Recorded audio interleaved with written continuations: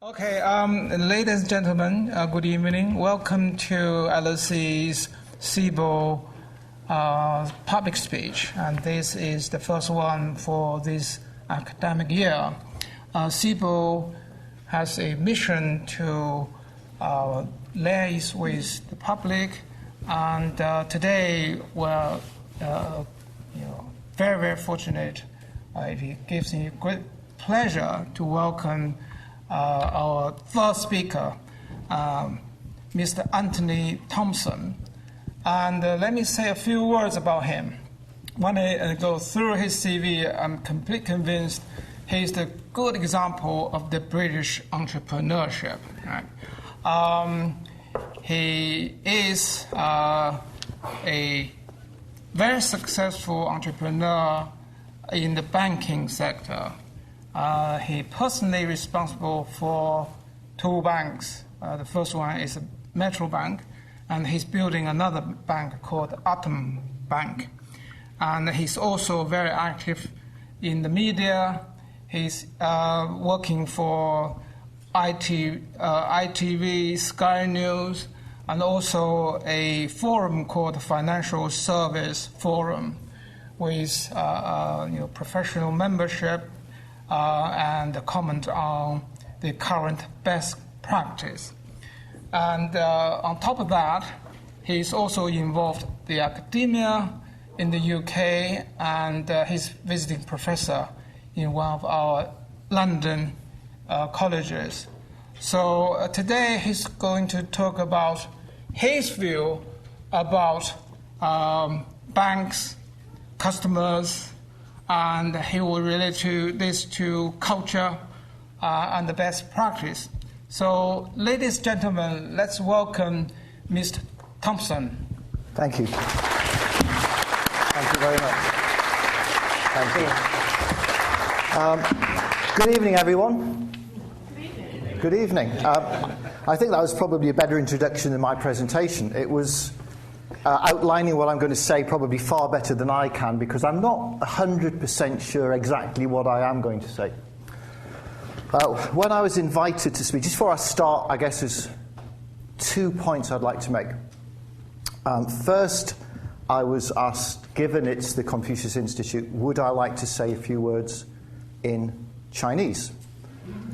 And I politely declined. And the reason for that is because, in my experience, and I've had the pleasure of speaking at LSE before, for most of you in this room, English is a second language. Who's it second language? Yeah, for most of you. And in my experience, most of you speak English better than I do.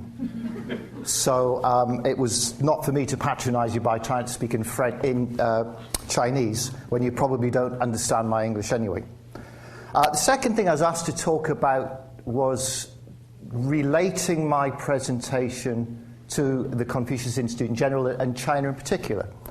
And again, I'm not going to do that because I was just working it out yesterday. I've had the pleasure of speaking in now 18 different countries. Most recently, last week, I was in Iran, and I was speaking at a conference in Tehran.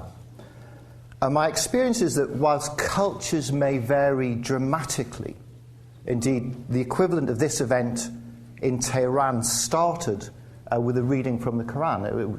It was started with prayers. So whilst cultures change quite dramatically, in my experience, what motivates individuals doesn't. And there's some common themes which bind us all together, whatever culture we come from. And I want to talk about some of the themes that are important to me. So there are themes around business. I'm going to touch a little bit on banking, although I'm not a banker by background. Culture is incredibly important to me. And the purpose of creating businesses is very important to me. So those of you who are involved or wish to be involved in business, who thinks that the purpose of business is to make money? Well, probably about a quarter of you. Well, I'll fundamentally disagree with you. And I'll come back to tell you why I disagree with you in a minute. But back to my first point about language. You all speak very good English, I know, but maybe you don't understand English people. So I'm just going to share 2 slides with you to start with. Thank you. Yeah, I'm going to attempt to share 2 slides with you. Oh, no, before I do that, this is what I'm going to talk about. Just some various thoughts that I'm going to share with you. Right, so this is something I came across, which is, I think, is really interesting. So, if an English person says to you, with the greatest respect, you may well think that he is respecting you and has an interest in what you say. And if an English person says to you, that's not bad, you might think, well, it's not very good. This is a great one. If an English person ever says to you, that is a very brave proposal, particularly if one of your professors says to you, that's a very brave essay, you may think it means something different. And if we say, that's very interesting. So let me tell you what we actually mean by all of those things. If I say to you, when you ask me a question, with the greatest respect, I actually mean I had no respect for you whatsoever. Okay? And if I say to you, that's very interesting, what that means is I'm going to walk out, I'm going to put it in my memory, I'm going to walk out of here and I'm going to throw my head away. Okay? So just bear that in mind. We are, as I think Oscar Wilde once said of us and the Americans, 2 nations separated by a common language. So often what you think we're saying, what we think we're saying might be 2 different things. Anyway, hopefully that's cleared all of that up. Yeah? Good. You very kindly described me as a banker. I'm not a banker. I came into banking in 2008, which was not a great time, actually, to come into banking in the UK. And it was pretty much epitomised by this. A friend of mine sent me this sent me this picture.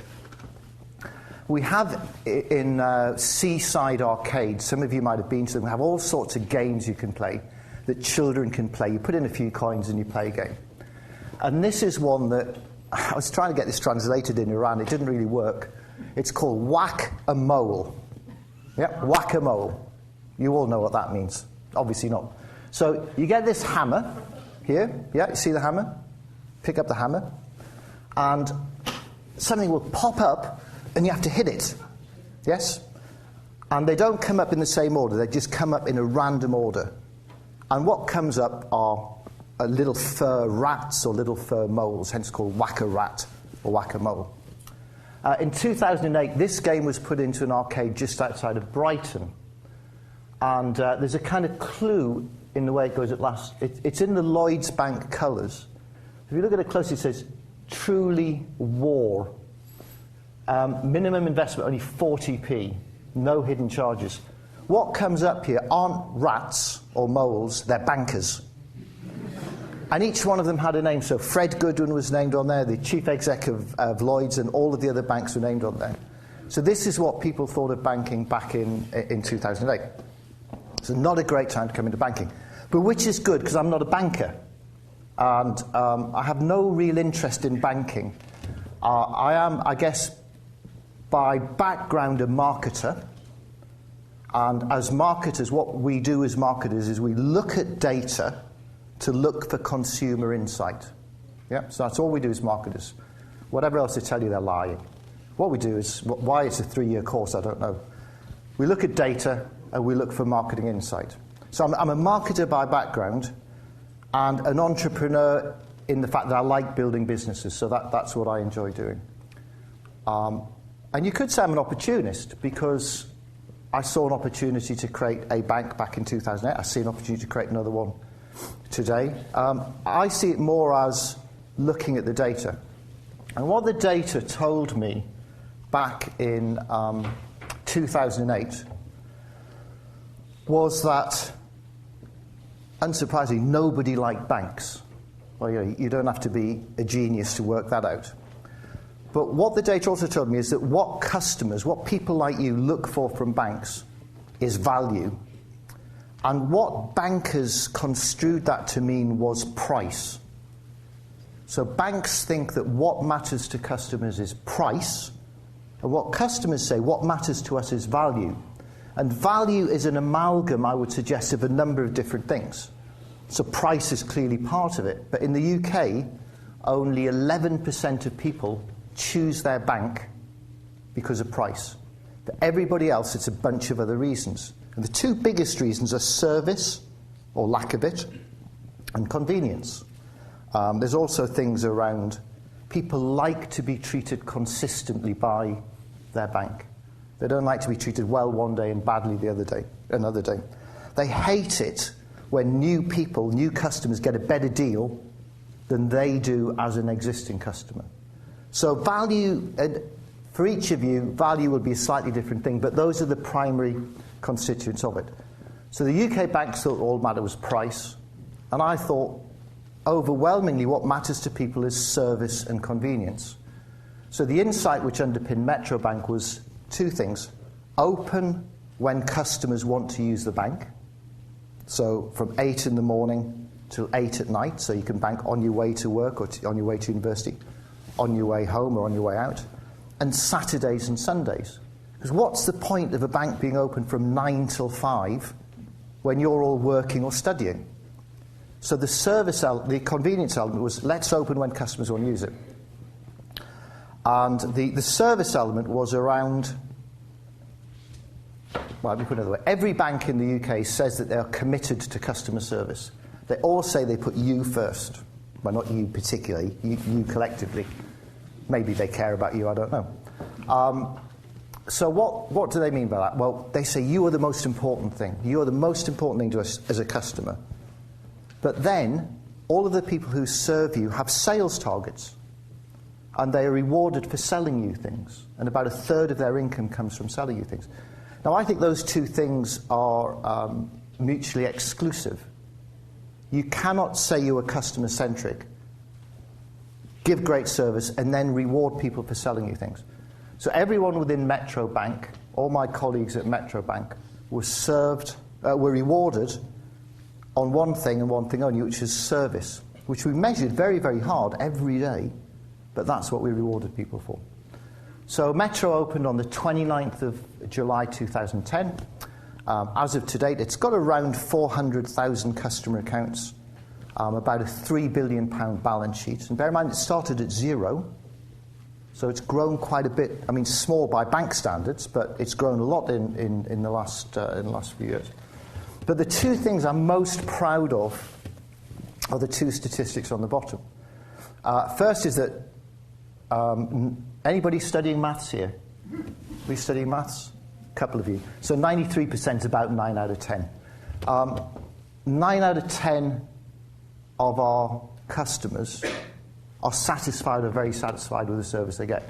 Now, what's important about that is satisfied customers. If you are satisfied, if you like something, you will recommend it to your friends. And this is what happened. And about 8 out of 10 accounts we open are from recommendations. So about more than half of the people who open accounts open them because someone like you said, this is a great place to be. So that was Metrobank. That was back in 2010. Remember 2010? This is a long time ago. Do you know what came out in 2010? You have a guess. Wasn't world peace. Go and have a guess. The iPad. The iPad came out in 2010. I know, hard to believe, isn't it? I remember looking at it and thinking, what's the point of that? Seriously. I thought, it's got no memory, it's got no keyboard. Who's going to buy this? And between my wife and my 3 kids and I, we got 6. So I'm not saying I'm good at predicting the future. It's all the point I'm making there. So I stepped down as chairman of Metrobank at the end of 2012 because by 2012 the market data was telling me something very, very different. And what the market data was telling me is that there is this absolute seismic shift quite extraordinary. Nothing in my roughly 30 years of marketing have I ever seen anything move as fast. And it is the move to digitization in general and to mobile in particular. Mobile devices are the future. So why start another bank? Well, I can sum it up for you in one slide. And even better than that, it has virtually no words on it. Because everybody hates their banks. That's the first thing. Secondly, they think they're all exactly the same. And thirdly, the banks themselves are mired in legacy real estate. They've got thousands, there's 8,000 bank branches in the UK. A survey I read yesterday from A.T. Kearney reckons that you only need 800 to cover the entire country. So we're massively overbanked in terms of branches. So what was the insight that underpinned the launch of Aten Bank, which I'm going to tell you about in a second? What was really interesting, in digging into the data, as I continue to do, as I troll through the data, it said something which it had probably always been there, but I'd never really read it, or I didn't want to read it, which was nobody actually likes banks. Nobody cares about banks.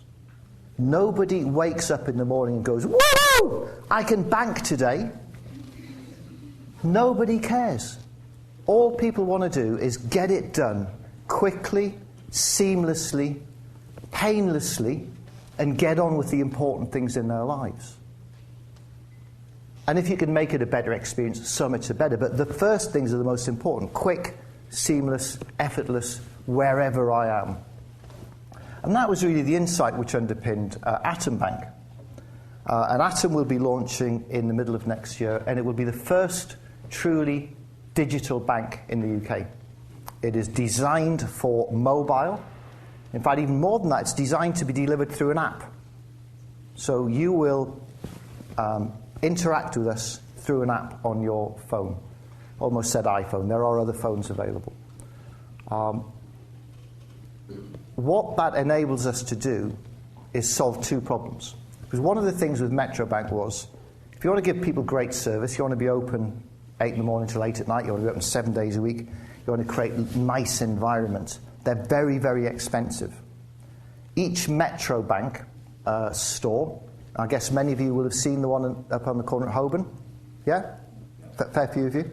That costs a little over 2 million to build, and it costs about $1.25 million a year to run.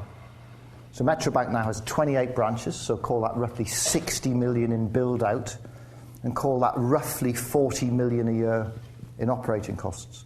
So delivering that service is very, very expensive. But what the data tell us today is that people want to serve themselves. And if you look at First Direct, are there any First Direct customers here? Couple. You should. It's a great bank. Between now and June of next year, bank with First Direct. They're great. After June, Aten Bank. But between now and then, go to First Direct. First Direct has the highest customer satisfaction ratings of any bank in the UK by a long way. Its customers absolutely love it. And if you dig into that data, what it tells you is the customers within First Direct who are most satisfied are those who serve themselves. They go, well, that's crazy. How can I say I get the best service by serving myself? But it's back to the insight I mentioned earlier. What people are saying is, I don't really care about banking. I just want to get it done. I want to get it done quickly, instantly, seamlessly, and get on with my life. And if you can do that, I'm a very satisfied customer. So within Aten Bank, what we think we can do is give great service, because all you want to do is take it out, go, I want to transfer some money to Pat. It's done. Now let's get on with drinking my Starbucks. So we can deliver the service, but the other great thing is because it's digitally delivered, it's a very low-cost model. Very, very low-cost model. Lloyds today talked about their cost-income ratio, which is your costs as a proportion of your income. Funny enough, that's probably why they call it the cost-income ratio. and it's about 49%. And they want to get it down to 47% in the next 4 years. Our cost-income ratio is going to be less than 30%. So what that means is, as well as giving you great service, we can give you great value products because it just costs us less to run our business than it costs other people. Okay? With me so far? Mm-hmm. Yeah? Good.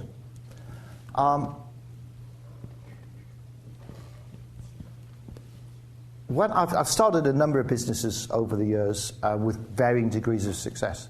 But whatever I've done has been driven by a belief in a vision and a set of values. And values are very important to me. And I would suggest, how many of you would like to start a business? So we've got, probably about a third of you as budding entrepreneurs.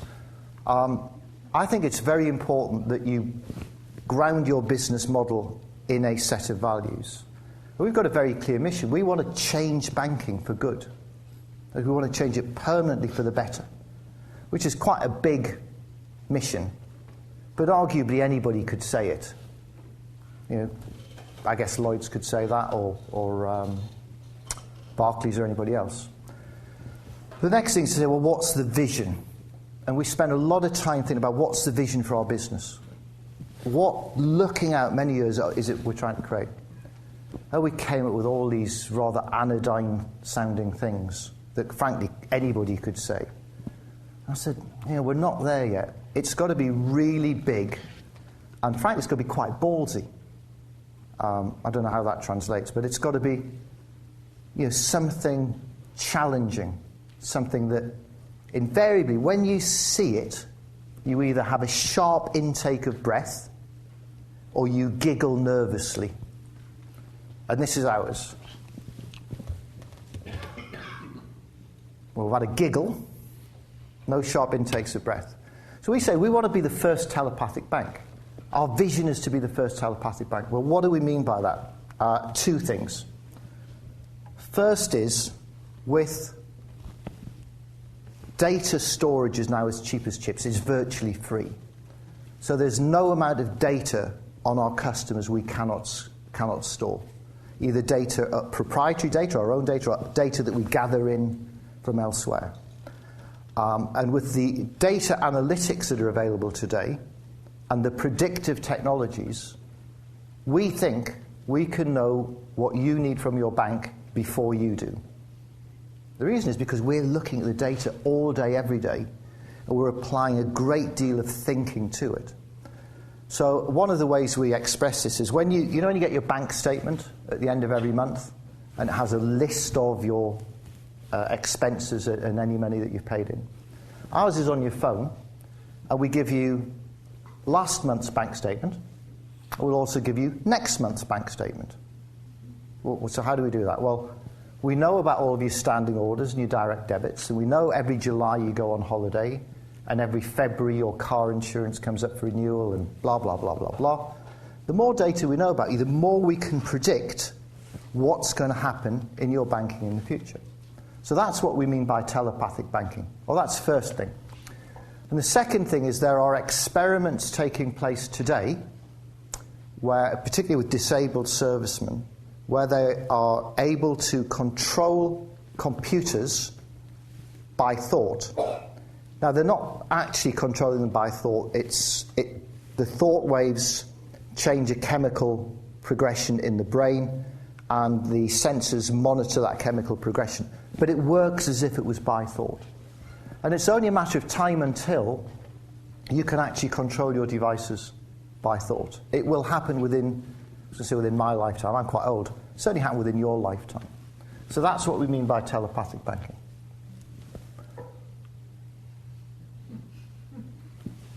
One of the things I hate is when you're banking, you have to remember passwords, and then you've got to remember a second set of passwords, and then a third set of passwords, and your father's middle name, and your mother's maiden name, and your first dog, and it's just crazy. So we are using biometrics. So your face and your voice are your point of access. With Aten Bank, you don't need to have any passwords to access your banking. And it's much more secure because nobody can look over your shoulder when you're typing in your password. They can do that, but they can't borrow your face. And the great news is cutting off your head doesn't help, because it needs a flow of blood. So it's not like people are going to be cutting your head off and holding that up. Just wanted to reassure you that was okay. So all biometric, and Mark Mullen, the chief exec of Aten Bank, has a great expression. He says, you don't even need to remember your own name to bank with us. You just need to remember your face and your voice and maybe your fingerprint. I paid £30 for the cartoon. I've got to get some use out of it. I can now claim it back on my expenses because you've all seen it. Couple of things I want to go through quite quickly. And you remember I was talking about vision and values. One thing that's very important to me is belief. So this is the interactive part of my presentation, unless you know who this is. Who's this? Have a guess. Oh, sorry, you can't see him. I'm looking at him up there. I'll get out of the way. Who's this? Well, I'll have a guess what he does. Sorry? Is that me? Oh, you're so sweet. I'm going to cancel I was going out for dinner later. I'm going to cancel that. That's so sweet. No, it's not me. It's not me. So, okay. Sorry, somebody else said? Mountaineer. Yes, it is. Yes, it is. It's actually taken on the top of Everest. Well, I'm a bit suspicious. It's meant to be on the top of Everest, but I think that mountain behind is higher. But I'm assured that it was taken on the top of Everest. It's a guy called Eric Wennermeyer. There are many, many people who've climbed Everest. The youngest, I think, is 14, and the oldest, I think, was a Japanese gentleman of around 70. So you're climbing Everest. A lot of people have done it. What makes Eric Wennermeyer unique is he's blind. And he was sighted until he was 7, and then he lost his sight. So he knows what it is to be sighted, but he lost his sight. And he climbed Everest. And I heard him speak at something a bit like this.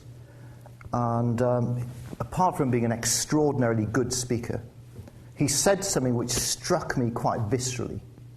And it put into words a kind of abstract thought I had, but which I want to share with you.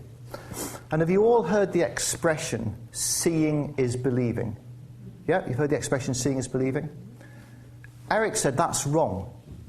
He said believing is seeing. Believing is seeing. Now, when we were building Metrobank, we had no idea whether it was going to work or not. We had some good days and we had some bad days. Sometimes things worked, sometimes things didn't work. But all the time, I had a belief that we could build a bank that would make a difference. And even on the very, very worst days, I had this picture in my mind of what it is that we were going to do. I could see what the outcome was going to be. I just believed in it. And you feel free to ignore everything I say, but one thing I would just say, give some thought to is, if you don't believe in what you're doing, don't do it. Yeah? If you don't believe in what you're doing, don't do it. Go and do something else. Find something you believe in. Because life's too short to do something that you don't believe in. And I've said this I was invited to address the management group of a big company, 100 top leaders. The chief exec was sitting over there, and there's 100 most important people there. And I said the same thing. I said, look, if you don't believe in this company, leave. Because you're not doing the company any favours, and you're not doing yourselves any favours. So just, do you believe in what you're doing? And if when you're thinking about what you're going to do next, or at some time in the future, ask yourself, do I really believe in this? And if you don't, I would suggest don't do it. Anybody been into Metrobank? A few of you, not enough. Between now and April, you can also open accounts in Metrobank, because I'm still quite a big shareholder.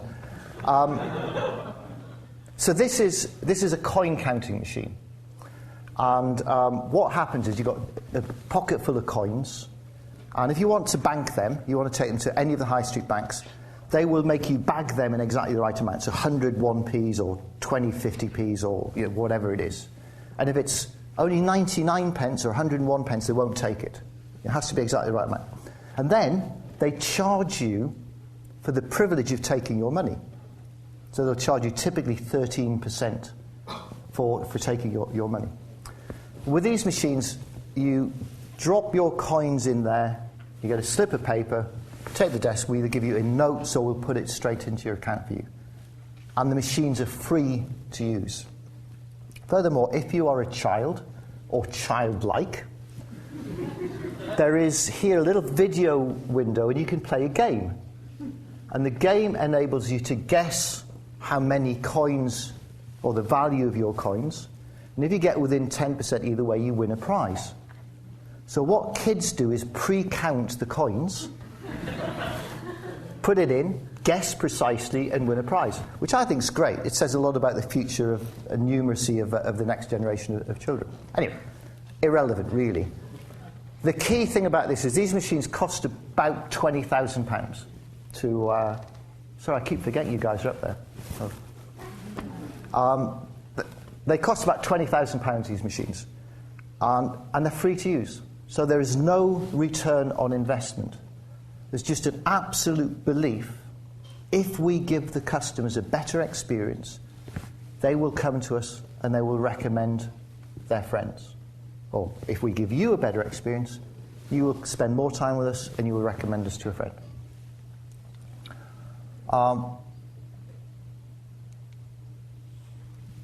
I've built a number of businesses, and they've all been predicated on three things. I think three things are what matter to me in building businesses. It doesn't matter what the business is.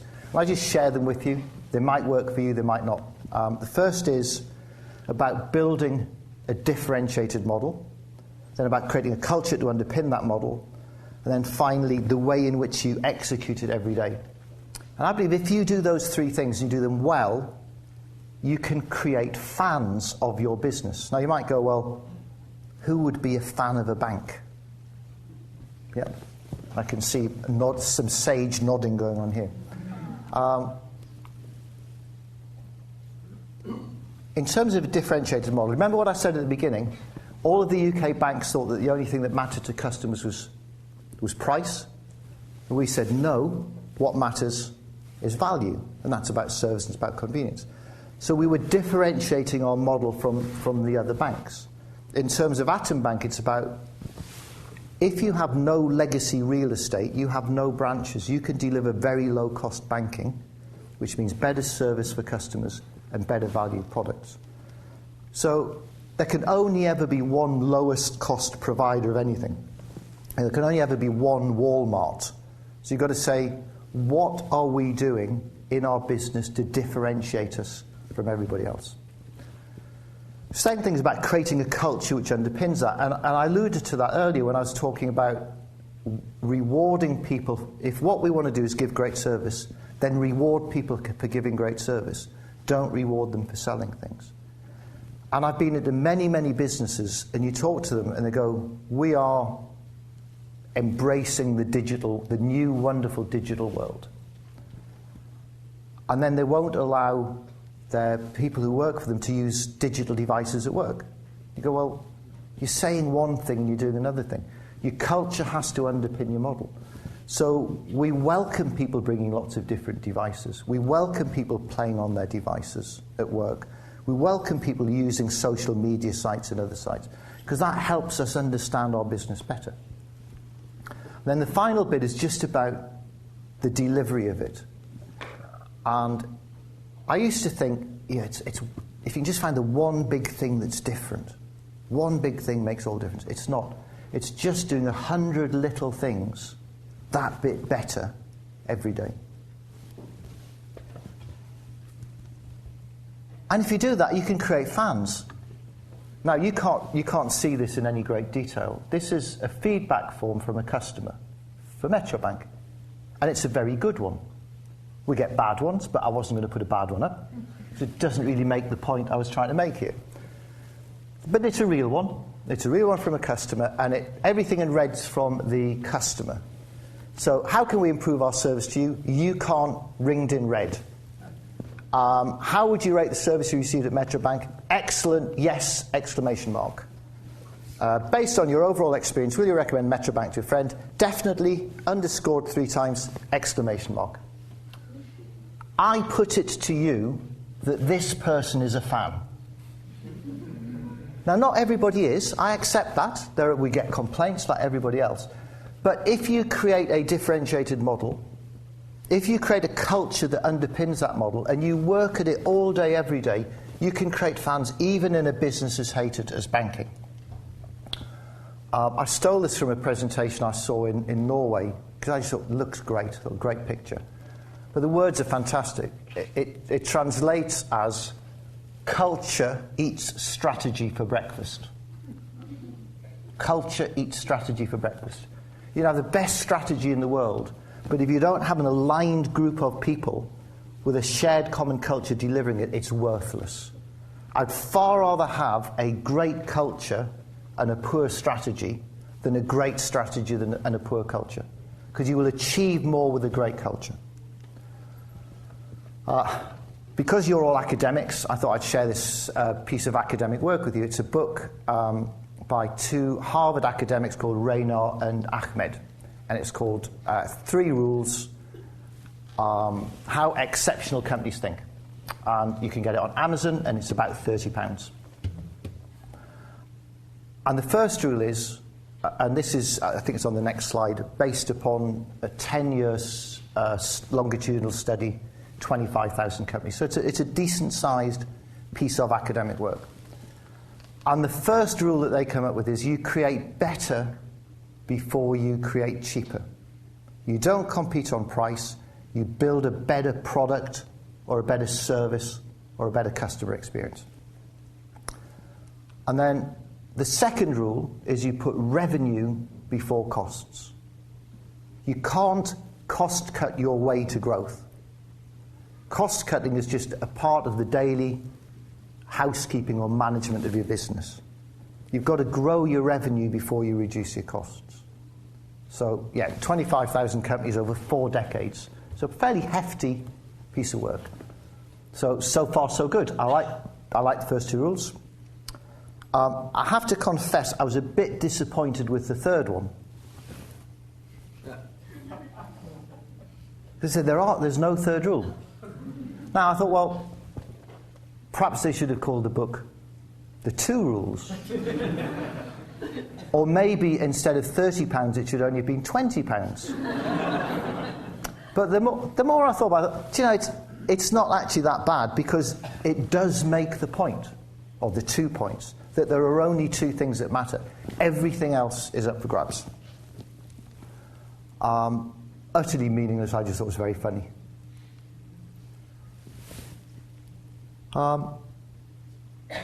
Right, profit. Remember at the beginning I said, who thinks that the role of business is to make money? And a few of you put your hands up. Sorry, you don't have to put it up again, unless we can argue. I like arguing.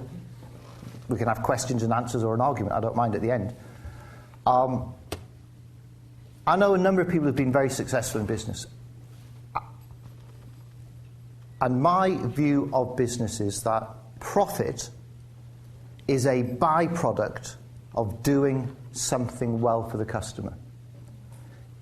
The purpose of business should be to produce a better product or a better service or a better experience for the customer. And profit is a byproduct of doing that well. And I think that one of the great problems in UK PLC today, and banking in general, is that people have lost sight of that. People who run their businesses have lost sight of it. They just think they're in business to make money. And the only other thing I'd like to leave with you, other than the bit about, I would respectfully hope you will think about, do you believe in what you do, is if you're going to create a business or you're going to work in a business, you should be working there to create a better product or a better service or a better experience for your customers. And if you do that well and you manage your business well, you will make a profit. Thank you very much.